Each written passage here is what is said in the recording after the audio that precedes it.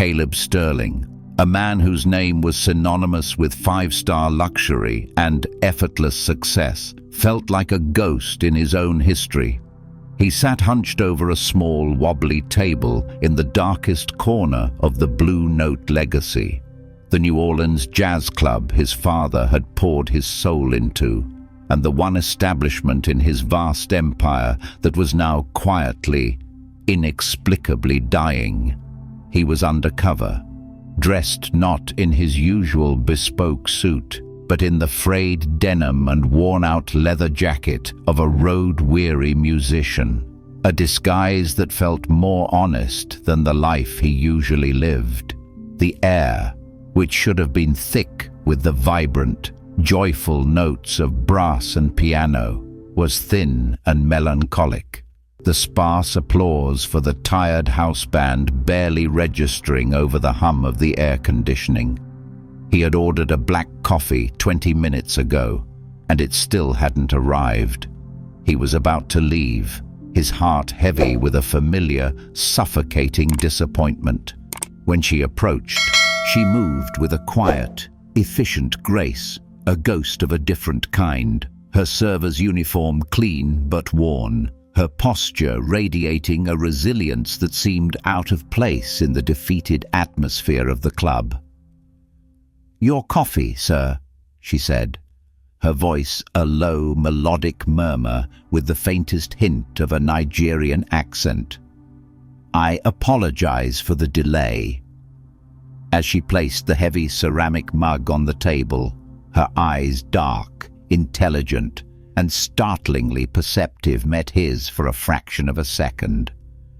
In that fleeting glance, he saw not the practiced deference of a server, but a flicker of something else, recognition. She turned to leave, but her movement was a masterpiece of subtle choreography. With a motion so swift and seamless, it was almost invisible. She let a small, folded cocktail napkin drop from her hand, guiding its descent with her tray so that it landed silently beside his saucer. Caleb froze, his hand hovering over the mug. He watched her retreat, her back straight, disappearing into the shadows of the bar. His heart began to pound, a frantic, syncopated rhythm against the slow, mournful bass line from the stage. This was not a mistake. It was a message. With hands that trembled almost imperceptibly, he picked up the napkin. He unfolded it under the lip of the table, shielding it from any watching eyes. The handwriting inside was a neat, urgent script, penned in blue ink. It was only 4 words, a cryptic, chilling message that seemed to pull the very air from his lungs. He was there that night. Caleb stopped cold. Every muscle in his body went rigid. That night. There was only one that night that mattered. A night of fire and ash and loss from 20 years ago that had defined his entire existence. The note wasn't a warning about a failing business. It was a key to a locked room in his past he thought he had lost forever. And this woman, this complete stranger, had just slipped it into his hand, to the world. Caleb Sterling was the man who had inherited a legend and turned it into an empire. Sterling Hospitality Group was a global titan, a portfolio of boutique hotels and Michelin-starred restaurants that set the standard for luxury. But Caleb lived his life in the long, cold shadow of his father, the brilliant and beloved founder, Arthur Sterling. Arthur had been the soul of the company. Caleb was merely its ruthlessly efficient brain. The night the fire consumed the Blue Note legacy, the original club and Arthur's pride and joy, it had taken more than just a building. It had taken Arthur himself, and with him, Caleb's sense of worth. Caleb, then a brash 25-year-old, had been blocks away, arguing on the phone with a contractor, a detail that had haunted him for 2 decades. The official report called it faulty wiring, a tragic accident. But Caleb's private narrative was one of guilt. If I had been there, if I hadn't been arguing over something so trivial, I could have done something. His one solace in the immediate, fiery aftermath had been his best friend, Liam Donovan. Liam had been at the club that night, working alongside Arthur. He had emerged from the smoke-choked building, his face blackened with soot, his arm burned, and had collapsed into Caleb's arms, sobbing that he had tried to get back in, tried to save him, but the flames were too much. In the crucible of that shared tragedy, their bond had been forged into something that felt unbreakable. Liam was not just his friend and COO, he was the last living link to his father, the one other person who truly understood the weight of that loss. This unwavering, blind loyalty to Liam was the great structural crack in Caleb's otherwise perfect world.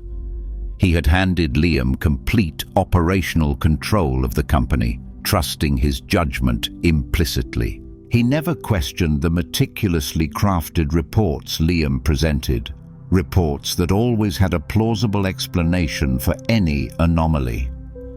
The declining profits at the rebuilt Blue Note legacy, a shift in the tourist market. Caleb, the nostalgia factor is fading. The high employee turnover. It's a tough neighborhood. We're struggling to find quality staff. Caleb accepted these explanations because it was easier than confronting the alternative. To doubt Liam would be to doubt the one pillar that had held him up for 20 years. It would mean being utterly, terrifyingly alone with his grief. And so, he remained willfully blind. A brilliant CEO who could spot a flaw in a balance sheet from a mile away, but who refused to see the profound, corrosive rot that was eating away at his father's legacy from the inside out, orchestrated by the one man he had trusted with its care. Nia Adebayo had once built a career on seeing the patterns no one else did. As a young, hungry investigative journalist in Lagos, she had a reputation for her tenacity, for her ability to connect the disparate, seemingly random threads of a story into a coherent, damning narrative. Her mind was a loom, and she could weave a tapestry of truth from the thinnest strands of evidence. That life had ended abruptly. A story she had broken, one involving government corruption and a powerful oil syndicate, had resulted in a series of escalating, anonymous threats. When a black car began to park outside her daughter Zola's school, she knew the game was over. She took her daughter, then just 4 years old, and vanished, using the last of her savings to secure a visa to the United States, a country where she hoped they could become anonymous, and therefore safe. New Orleans was a city that understood ghosts, a place where the past was a constant, humid presence.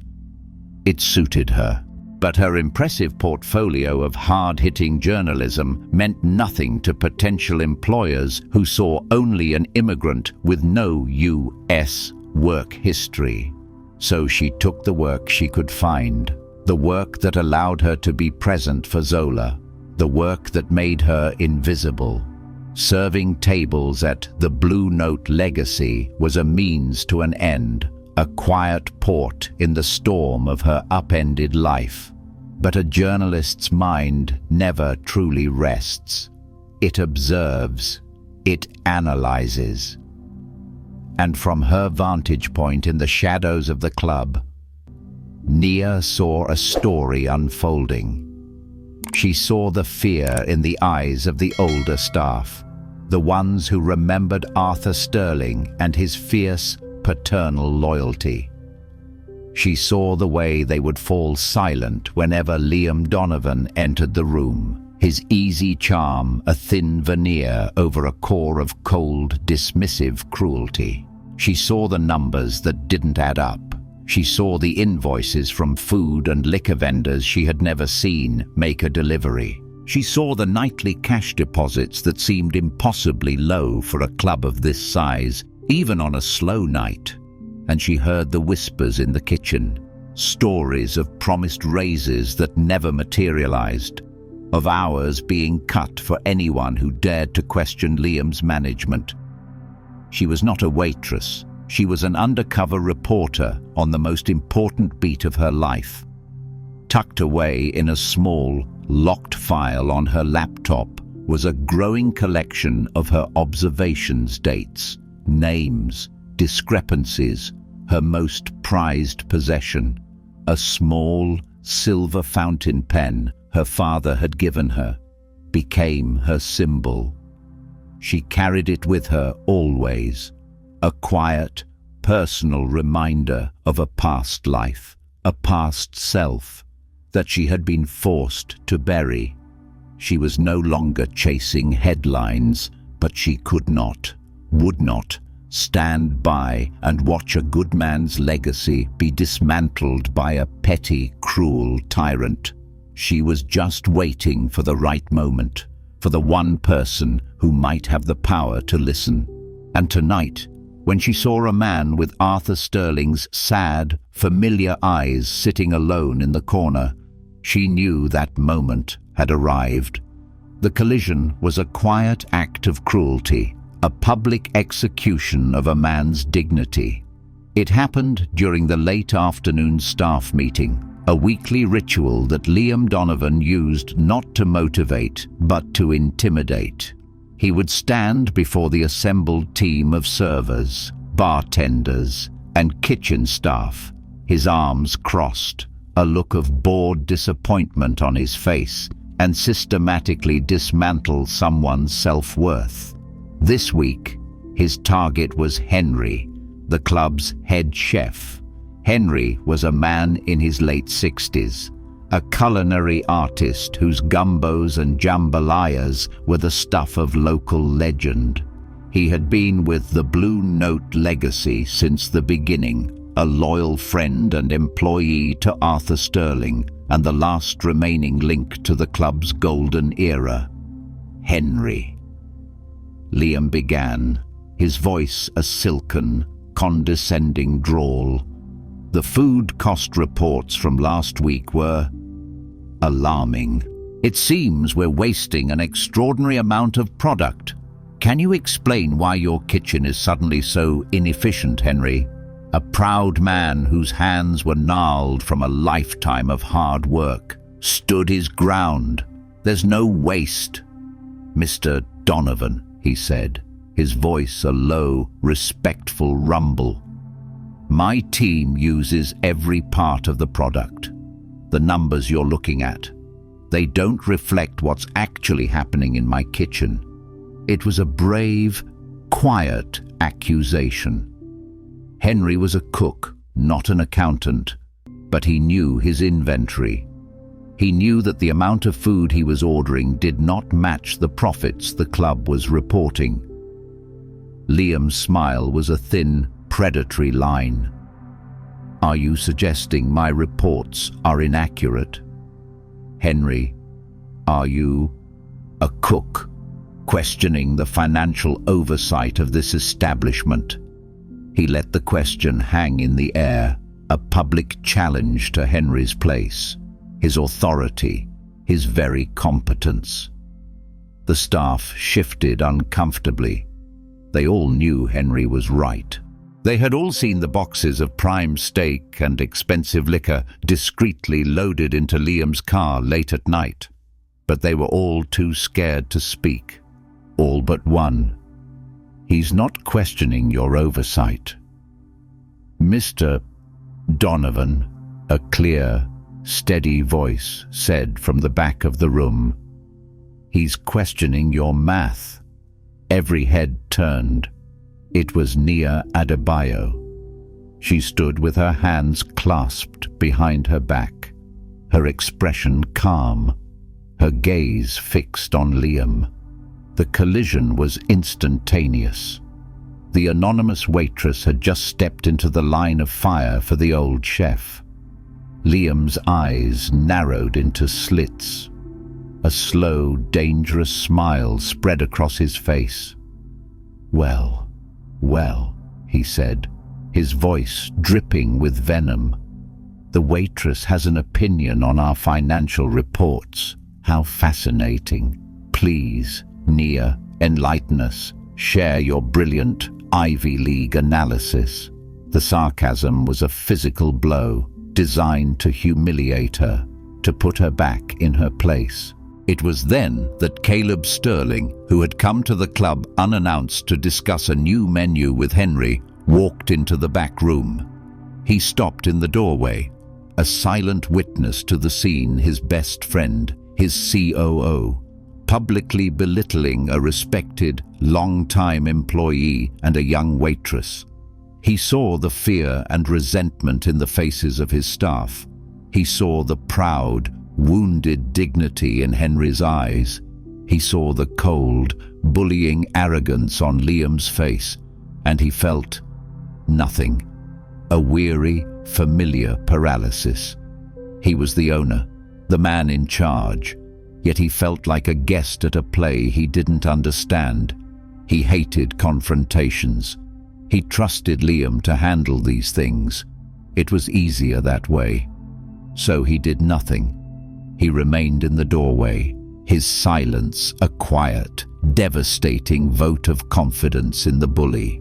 He watched as Nia, refusing to be cowed, held Liam's gaze, and he watched as Liam, empowered by his boss's passive support, delivered the final, cruel blow. "Perhaps," Liam said to Nia, his voice loud enough for everyone to hear, "you should stick to what you're good at, taking orders and staying silent." The words, and Caleb's tacit approval of them, were the fateful collision. It was the moment that solidified Nia's resolve. She now knew that Caleb Sterling was not a villain, but something almost worse, a good man who, through his own weakness, allowed evil to flourish in his name. And she knew, with a journalist's grim certainty, that to save the legacy, she would first have to save the man from himself. The humiliation of the staff meeting was the final catalyst.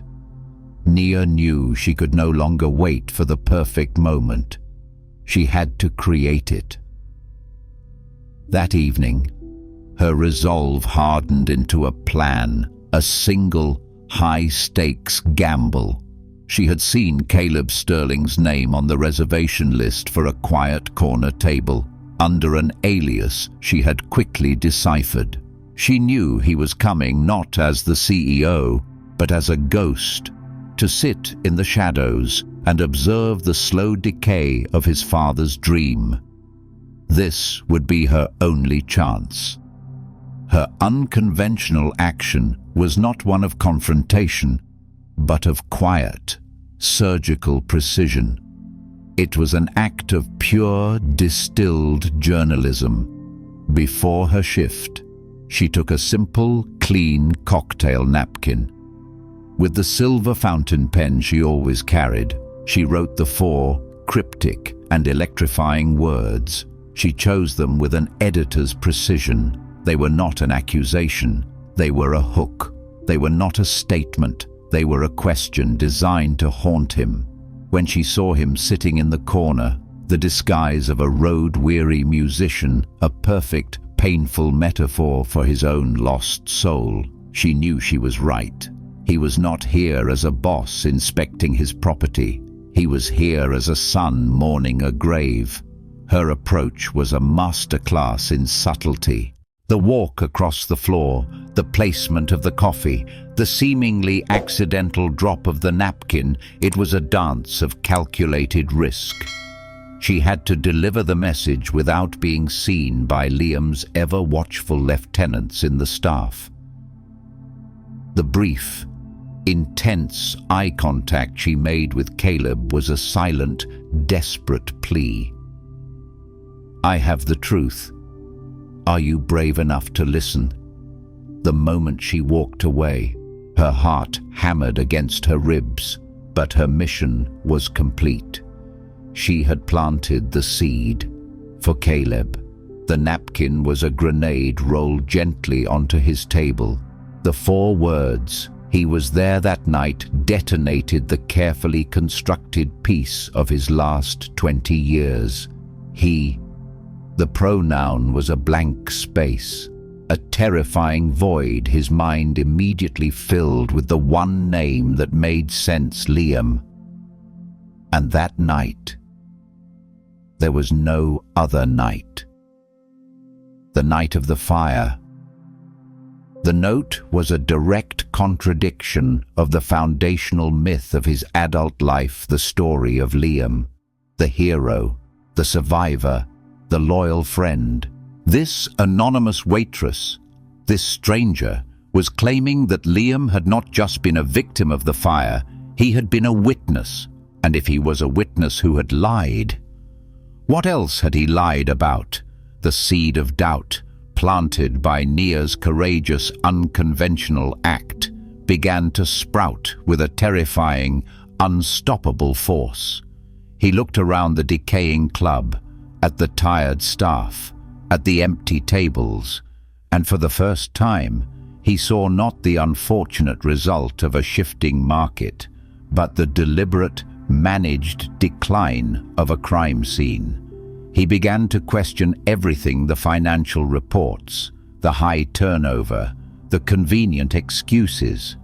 He began to wonder if the fire that had killed his father had, in fact, never truly been extinguished, but had just been smoldering in the shadows for 20 years, and he had been too blind, too loyal, too broken to see the smoke. At that moment, the powerful CEO realized that the waitress who had just served him coffee might be the only person who could save him from the lies he had been living. If you believe that one small act of courage can change everything, give us a like to support Nia's dangerous mission, and tell us where you're watching from in the comments below. The cryptic note was a poison and an antidote all at once. It infected Caleb with a suspicion so profound it kept him awake all night. But it also offered the first glimmer of a path out of the fog of his passive grief. The next afternoon, he sat in a quiet, unassuming coffee shop in the French Quarter, a world away from the polished mahogany of his corporate headquarters. Waiting. He had texted the number Nia had slipped him on a second, more detailed note before she'd left the club. The instructions had been simple: Britannia Street Cafe, 3 p.m. Come alone. She arrived exactly on time, not in her server's uniform, but in simple jeans and a worn, comfortable sweater. Without the artifice of the club, she looked younger, but her eyes held the same steady, intelligent gravity. She sat down without pleasantries, her focus immediate and intense. "Thank you for coming," she said, her voice a low, even murmur. "I had to," Caleb replied, his own voice raspy. "Your note. It referred to the night of the fire. And he. You were talking about Liam." Nia simply nodded. "I've been working at the club for 18 months. Mr. Sterling, I'm a trained journalist." My old job was to see the things people try to hide. And you're Mr.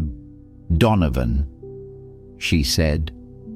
The name, dripping with a quiet disdain, is hiding a great deal. She then began to lay out her case, not with emotion, but with the cold, hard facts of an investigative reporter. She told him about the financial discrepancies she had observed: the ghost vendors, the skimmed cash, the inflated invoices. She had been secretly making copies of the nightly closeout reports, and she showed him a small notebook filled with a meticulous parallel set of accounts, her own ledger of the theft. This is a classic embezzlement scheme, she explained, her finger tracing a column of numbers. Small amounts, bled slowly over time, disguised as operational costs. It's why the club is failing. It's not a lack of customers, it's a parasite from within. Caleb stared at the numbers, a cold fury building in his chest. His best friend, the man he had trusted with his father's legacy, had been systematically robbing him. But that, Nia said, her voice dropping, is not the real story. That's just the crime he's committing today. The question you need to be asking is why? Why would he risk everything to bleed a historic club dry? It's not just about the money. It's about destroying the place itself. She then told him about Henry, the old chef. She recounted the story Henry had told her in hushed, fearful tones in the kitchen one late night. The story of the fire. Henry was the last person to see your father alive. Besides Liam, Nia said, her eyes locking with his. He told me that your father and Liam had a terrible argument that afternoon. Your father had discovered that Liam was in deep, gambling away his inheritance. He had given Liam a job as a favor, but he had just found out that Liam had been stealing from the club even then, 20 years ago. Arthur told him he was fired and that he was going to tell you the truth. Nia leaned forward, her voice a barely audible whisper. And then, Mr. Sterling, Henry told me one more thing. He was at his station in the back when the fire started. He saw Liam Donovan run out of the building before the first fire alarm ever rang. He wasn't covered in soot. His arm wasn't burned. He was just running. The first investigation was complete. The note had not just been a suspicion, it was the headline of a story that was 20 years old. Liam hadn't been a hero who tried to save his friend. He had been a coward, a thief, running from the scene of a crime, leaving Arthur Sterling to die in the flames he may very well have set himself. The weight of Nia's revelation was staggering. It was not just a reinterpretation of the past. It was a complete demolition of the very foundation of Caleb's adult life. The story he had told himself for 20 years of a tragic accident and a heroic friend was a lie. He looked at the woman sitting across from him, a stranger who had just handed him a truth more devastating than any corporate loss he had ever sustained. A single, burning question rose above the chaos in his mind. Why, he asked, his voice a raw whisper. Why are you doing this? Why risk so much for a man you don't even know? Nia took a slow sip of her water, her gaze drifting for a moment to the street outside, as if watching a memory play out on the passing cars. Because I know what it's like, she said, her voice quiet but imbued with a hard-won strength. To have the truth stolen from you. She told him then, not a full life story, but a single, defining chapter. She told him about her career as a journalist in Lagos, about the thrill of the chase, the righteous fire of exposing corruption, and she told him about the story that had cost her everything. It was a story about a series of illegal land grabs. She explained, her eyes distant. A powerful politician was using a government development project as a front to displace hundreds of families from their ancestral homes, selling the land to a foreign oil company for a massive profit. I had a source, an insider, who gave me the documents, the proof. She had published the story. It was a bombshell leading to public outrage, official inquiries, and, for a brief, shining moment, it looked like justice would be served. But men like that, she continued, a bitter edge to her voice, they don't just lose, they retaliate. The threats began as whispers, then escalated. Her source was found dead in a car crash that was ruled an accident. Her editor was fired. Her own reputation was systematically dismantled by a smear campaign that painted her as a reckless, agenda-driven fabricator. And then came the final, unforgivable blow. "They didn't come for me," she said, her voice dropping, a flicker of the old terror in her eyes. "They came for my daughter. Zola was 4. They sent me a photograph of her playing in her schoolyard, taken from a distance, with a single red circle drawn around her head. There was no note. There didn't need to be. In that moment, she had made a choice. She had abandoned the story, her career, her country, she had taken her daughter and run, seeking the one thing a powerful man could not easily take from her: anonymity. "I came here to be invisible," she concluded, her gaze returning to meet his, sharp and clear. "I came here to be silent. But when I saw what Liam Donovan was doing, when I saw him bullying that old chef, when I saw the fear in the eyes of the staff, it was the same story, Mr. Sterling. A different country, a different crime, but the same story. A powerful man, crushing the people he thinks are beneath him, confident that no one will ever dare to speak the truth." She leaned forward, her voice a low, fierce whisper. "I ran once to protect my daughter.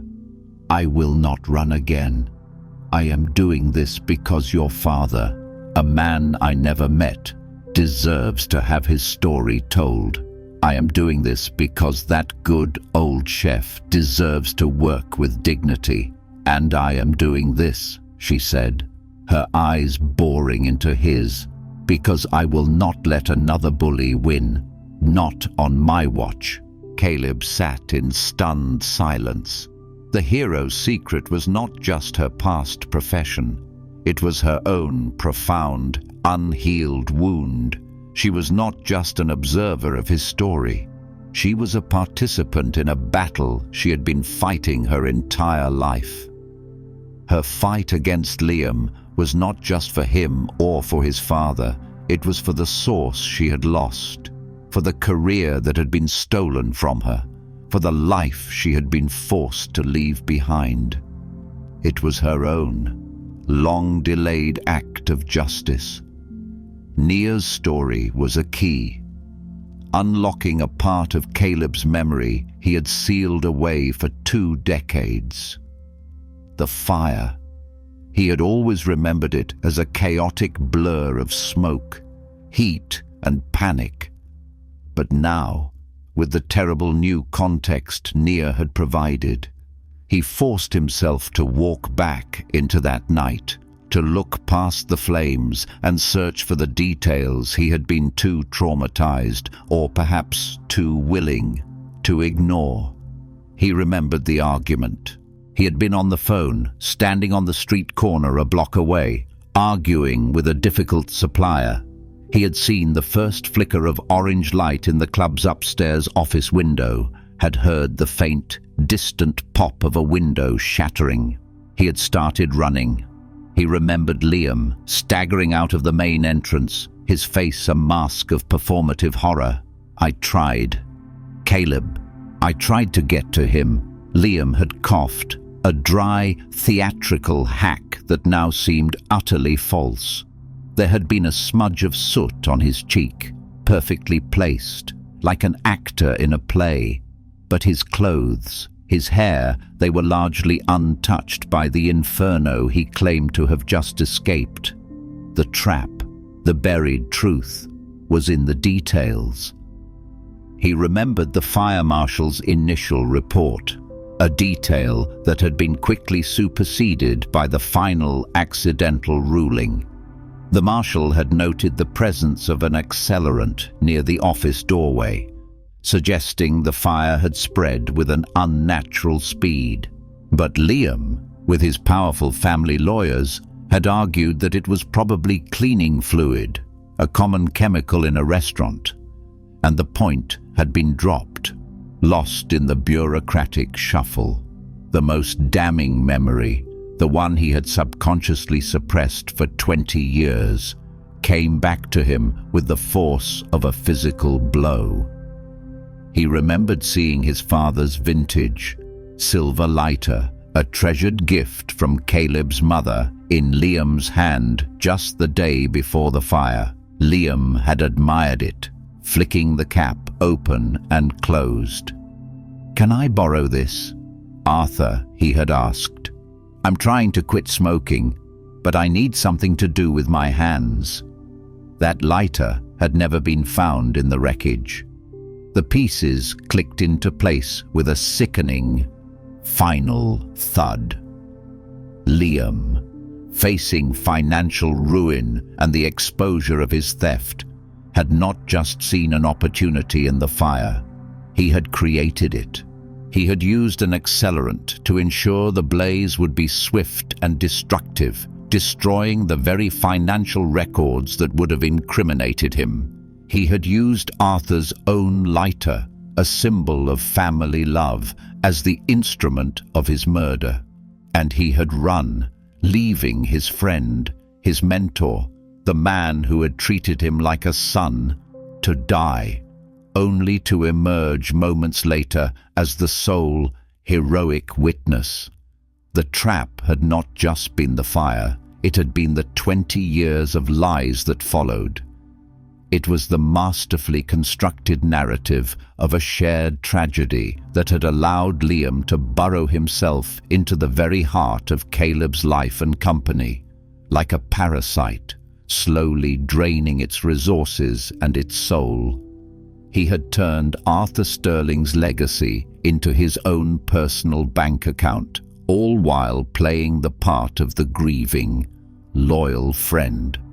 Caleb sat in the quiet coffee shop, the world outside fading into a dull, muted roar.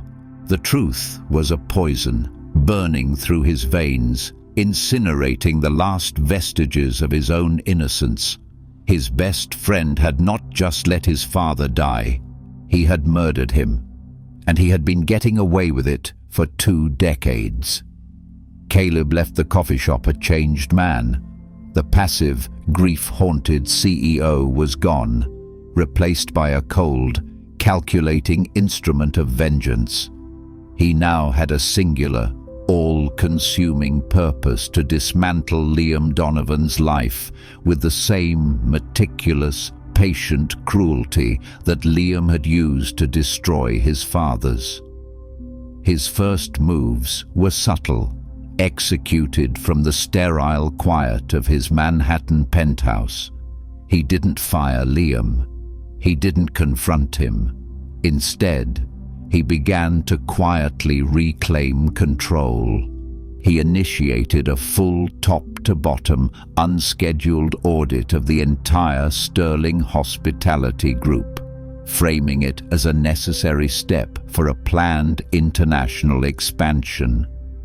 It was a perfect corporate smokescreen, a move so logical that even Liam couldn't object without raising suspicion. Simultaneously, he began to subtly cut Liam out of the information loop.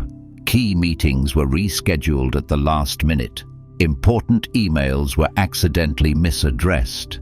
He was slowly, methodically, starving the parasite of its access. But Liam Donovan was a creature of instinct, and he sensed the shift in the corporate climate immediately. The easy access he once had was now met with polite but firm bureaucratic walls. The flow of easy money from the ghost vendors was suddenly being held up by new accounting protocols. He knew, with a predator's certainty, that Caleb was no longer a sleeping king. He was a hunter, and so Liam launched his counterattack, not against Caleb, but against the person he correctly identified as the source of this new threat, the anonymous, quiet waitress. His attack was a masterclass in insidious, untraceable cruelty. He didn't have Nia fired.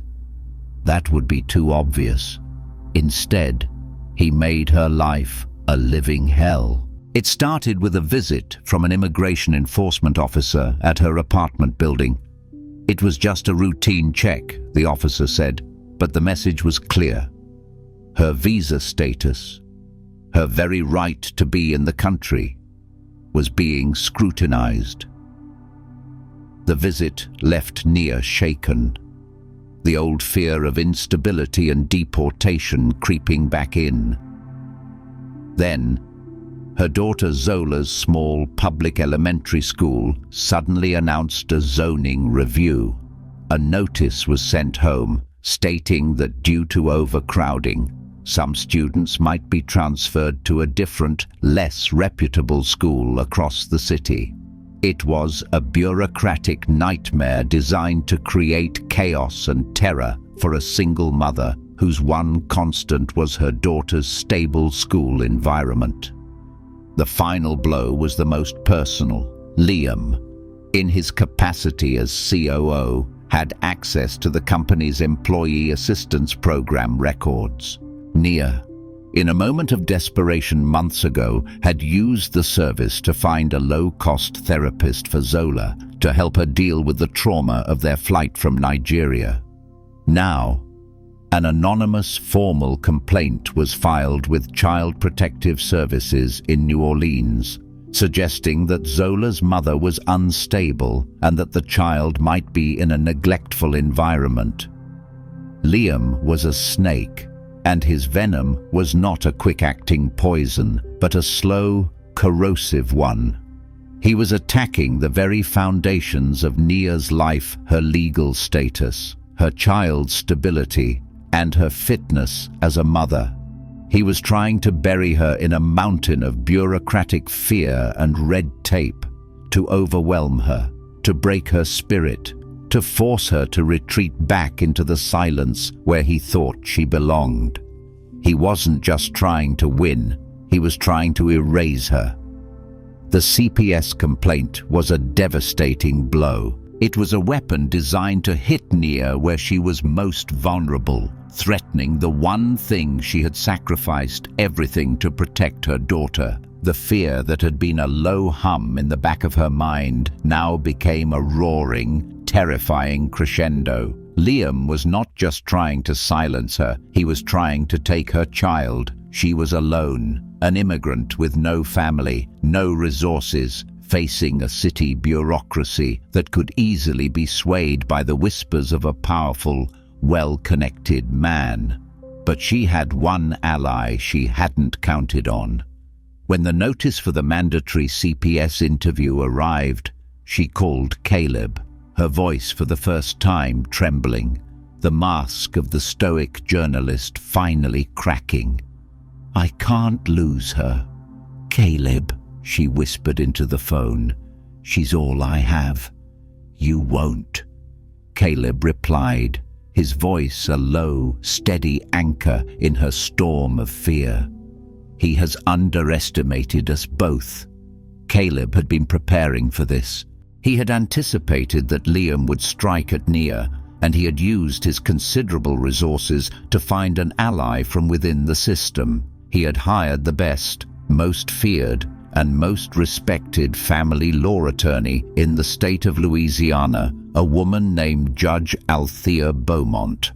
Judge Beaumont was a legend. She had spent 20 years on the bench of the Orleans Parish Juvenile Court before retiring to start a non-profit law firm dedicated to advocating for at-risk children. She was a woman who could smell a lie from a mile away and who had a profound, visceral hatred for bullies who used the legal system to terrorize the powerless. When Nia and Caleb walked into the sterile, impersonal CPS office, they were not alone. Judge Beaumont, a formidable presence in a sharp, elegant suit, walked in with them. The young, overworked caseworker who had been assigned to Nia's case looked up, and his jaw practically dropped. He had been expecting a frightened, defenseless immigrant. He was not expecting to be cross-examined by a legal titan. The interview was a masterclass in controlled, strategic warfare. Judge Beaumont did not just defend Nia, she went on the offensive. She systematically dismantled the anonymous complaint, exposing it as a textbook case of malicious reporting and witness intimidation. She presented a dossier on Nia's life, her distinguished career, her spotless record as a mother, glowing testimonials from Zola's teachers. But her most brilliant move was to introduce a piece of evidence that was entirely unexpected. She had, with Caleb's help, tracked down and flown in Nia's former editor from Lagos, a respected journalist now living in exile in London. He testified via a sworn video affidavit to Nia's unimpeachable character, her courage, and the very real, very violent threats that had forced her to flee her home country. Ms. Adebayo is not a flight risk or an unstable parent, Judge Beaumont concluded, her voice ringing with a moral authority that left no room for argument. She is a political refugee of extraordinary courage who is currently the key witness in a major corporate fraud and potential homicide investigation. This complaint is not a good faith report. It is a blatant act of witness tampering. And I would strongly advise this agency to consider which side of that crime it wishes to be on. The caseworker, pale and stammering, closed the file. The investigation was over before it had even truly begun. Judge Beaumont had not just been an attorney. She had been a shield, a sword, and a powerful, unexpected ally who had turned the very system designed to break Nia into an instrument of her protection. They had won the battle, and in doing so had put Liam Donovan on notice the game had changed. Nia was no longer a lone, vulnerable target. She was now under the protection of a force as formidable and unforgiving as he was. With the immediate threat from CPS neutralized by Judge Beaumont's brilliant intervention, Caleb and Nia could now focus their full attention on the one thing they still needed to bring Liam down for good: irrefutable, criminal proof. They had a powerful narrative, a motive, and a 20-year-old lie. But in a court of law, that wasn't enough. They needed a smoking gun. Their new ally, the formidable Judge Beaumont, knew exactly where to look. Men like Liam Donovan are creatures of habit and ego, she explained. As the three of them sat in her quiet, book-lined office, they believe they are smarter than everyone else. That means they get sloppy. They keep trophies. Her insight was a revelation. They had been searching for what Liam had destroyed: the financial records, the evidence of the fire. But Judge Beaumont was telling them to search for what he had kept. Their investigation, now a coordinated effort between Caleb's private investigators and the judge's legal team, pivoted. They began a deep dive into Liam's life, not just his business dealings, but his personal ones. They scrutinized his expenses, his travel records, his hobbies. And it was there, in the mundane details of his extravagant life, that they found a strange and telling anomaly. For 20 years, Liam had maintained a private, climate-controlled storage unit in a high-security facility in a remote part of the city. He paid for it annually, in cash. The rental agreement was under a false name. It was a ghost in his otherwise well-documented financial life. It was his trophy room. Getting a warrant to search the unit based on their current circumstantial evidence was impossible. They needed to find another way in, and it was Nia, with her journalist's mind for human weakness, who found the key. He's arrogant, she reasoned. He believes he's untouchable. That means he has a routine, a pattern. Caleb's investigators put the storage facility under 24/7 surveillance. For 2 weeks, there was nothing. Then, on a Tuesday afternoon, they saw him. Liam arrived, alone, and used a key and a code to enter his unit. He stayed for exactly 15 minutes, then left. The investigator's report was precise. He visited the unit on the 3rd Tuesday of every month, like clockwork. The plan they devised was audacious, legally questionable, and entirely necessary. On the 3rd Tuesday of the following month, they were ready. Caleb, using an anonymous tip, called in a bomb threat to a building 2 blocks away from the storage facility, creating a chaotic, city-wide emergency response that would draw police resources away from the area. At the same time, Judge Beaumont, using a carefully worded legal pretext, had a junior associate serve Liam with a subpoena for a deposition in an unrelated civil case, requiring his immediate presence at her office across town. It was a perfect, coordinated pincer movement, designed to separate Liam from his secret hoard. While Liam was fuming in the judge's waiting room, Caleb and Nia, accompanied by a discreet locksmith, went to the storage facility. The locksmith, a man who owed Caleb a significant favor, worked quickly. The lock on Unit 237 clicked open. The room was not filled with stolen cash or illegal goods. It was a shrine, a macabre museum of Liam's secret life. There were boxes of expensive cigars, cases of vintage wine. But on a single, velvet-lined table in the center of the room lay the trophies. There was a framed, pristine copy of Arthur Sterling's original business plan for the Blue Note legacy. Beside it was a small, ornate box containing a collection of news clippings about the fire, about Arthur's tragic death. And then they saw it, the final, damning, irrefutable piece of evidence. It was Arthur Sterling's silver lighter, the one Liam had borrowed the day before the fire. It lay on the velvet cloth, polished and gleaming, a silent, silver confession. But it was what was beside it that made Caleb's blood run cold. It was a small, leather-bound journal, Arthur's.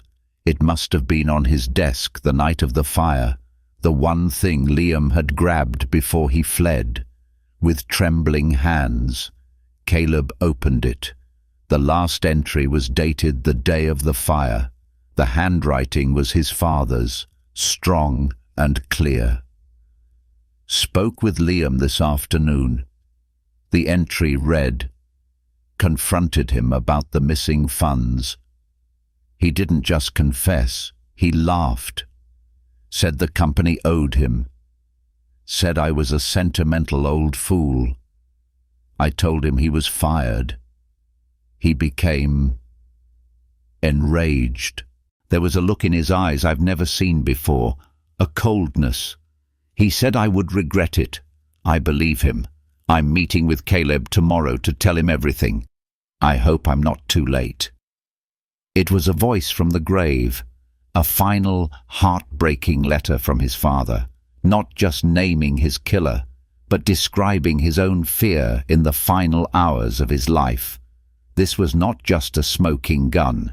It was a testament, a final, irrefutable piece of evidence that would not just convict Liam, but would finally, after 20 years, give Arthur Sterling the justice he deserved. The stage for the final act was not a boardroom or a courtroom, but the place where the story had begun and ended, the main dining room of the Blue Note legacy.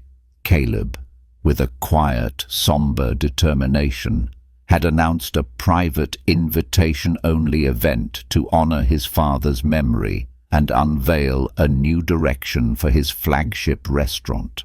He had made the invitation to Liam one that his friend, his COO, his father's murderer, could not possibly refuse. Liam arrived exuding an air of magnanimous, supportive friendship. He saw the event as a sign that Caleb was finally moving on, that the strange, brief rebellion was over, and that his own position was once again secure. He walked into the club, which was filled with the company's most senior executives, a few long-time loyal patrons, and, in a quiet corner, Henry, the old chef. The evening began with a soft jazz trio playing Arthur Sterling's favorite melodies. Caleb took to the small stage, a single spotlight illuminating him in the dimly lit room. He spoke of his father's vision, of his love for the music and the community of New Orleans. Liam stood near the front, a look of practiced, sorrowful respect on his face. "My father believed," Caleb said, his voice steady, but resonating with a new, hard-won authority, "that every story deserves an ending." For 20 years, the story of his life and his death has remained unfinished. Tonight, we will finish it. He gestured not to the screen behind him, but to a side door. It opened, and Judge Althea Beaumont walked in, followed by 2 uniformed police detectives. A ripple of confusion and alarm went through the room.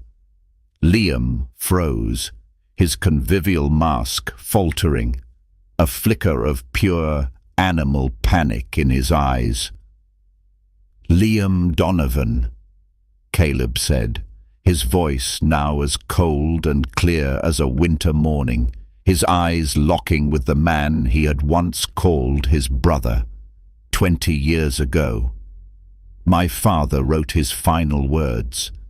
I believe they were meant for you. He then held up his father's leather-bound journal. He opened it to the last page, and, his voice shaking with a grief and rage that had been suppressed for 2 decades, he read the final, damning entry aloud. "Spoke with Liam this afternoon. He became enraged. He said I would regret it. I believe him." The curtain had been torn away. The 20-year performance was over. Caleb then placed the journal on a small table, and beside it, the silver lighter. "You left this behind," he said, his voice a low, chilling whisper. Liam, stripped bare in front of his colleagues, his lies incinerated in the stark, unforgiving light of the truth. Did not speak. He simply stared, his face a mask of horrified disbelief. The story was finished. And as the detective stepped forward to escort him from the room, the only sound was the soft, mournful cry of a saxophone playing the first heartbreaking notes of a blues ballad. The Blue Note. Legacy was finally playing a song of justice for its founder. The arrest of Liam Donovan at his own father's memorial event was an act of such cold theatrical justice that it sent shockwaves through the New Orleans business community and beyond. The collapse of his carefully constructed world was not a slow decline. It was a detonation. Faced with his own father's handwritten, posthumous testimony and the irrefutable evidence from the storage unit, Liam's legal team had nowhere to run. The trial was swift, the story of his long con, his betrayal, and the cold-blooded murder of his mentor and friend became a media sensation. He was found guilty on all charges: first-degree murder, embezzlement, corporate fraud, and sentenced to life in prison without the possibility of parole. The empire he had built on a foundation of lies and blood had crumbled to dust. But for Caleb, the real justice was not the one that was dispensed in a courtroom. It was the quieter, more profound justice of reclamation. With Liam gone, the toxic, parasitic presence that had been slowly strangling his company and his soul was finally excised. The forensic audit that followed his arrest was a brutal but necessary autopsy of a 20-year betrayal. It revealed the full extent of Liam's crimes, a complex web of shell companies, kickbacks, and stolen funds that amounted to tens of millions of dollars. But it also revealed the heroes of the story, the employees like Henry, the old chef, who had endured Liam's tyranny with quiet, steadfast dignity. The justice Caleb enacted was restorative.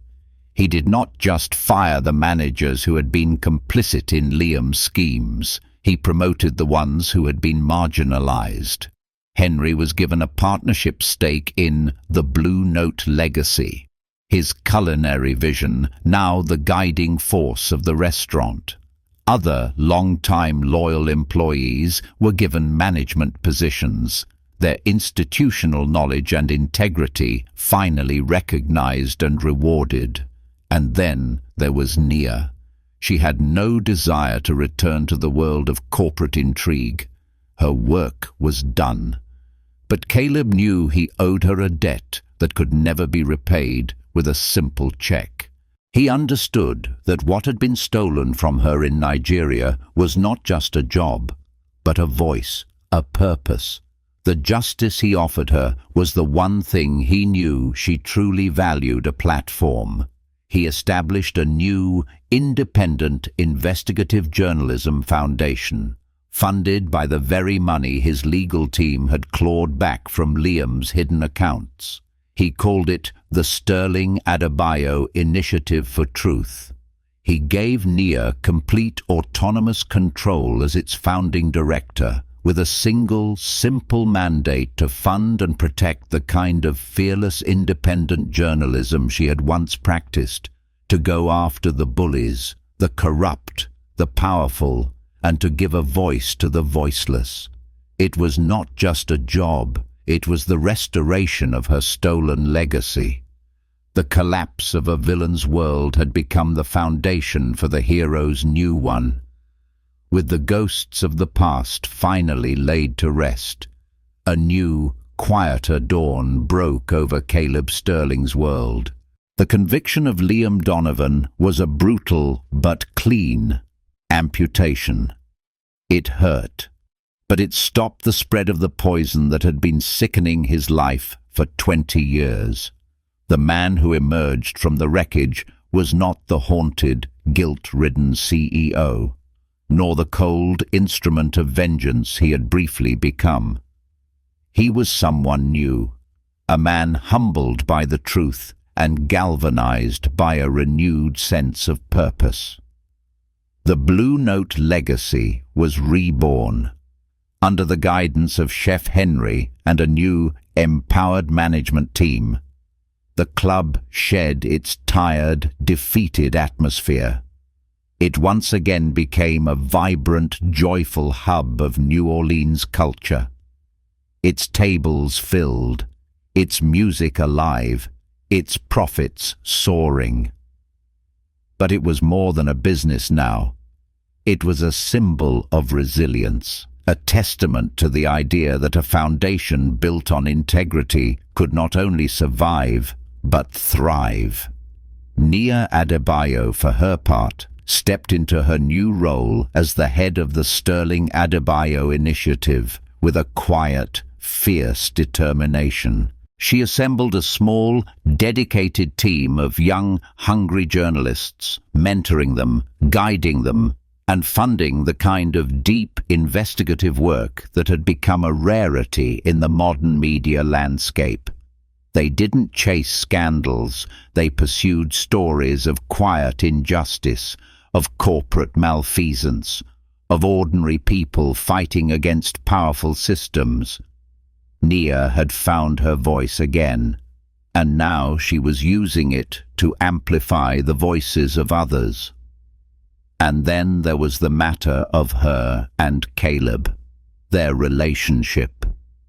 Forged in the crucible of a shared, high-stakes investigation, settled into something that was both unexpected and deeply comfortable. It was not a whirlwind romance.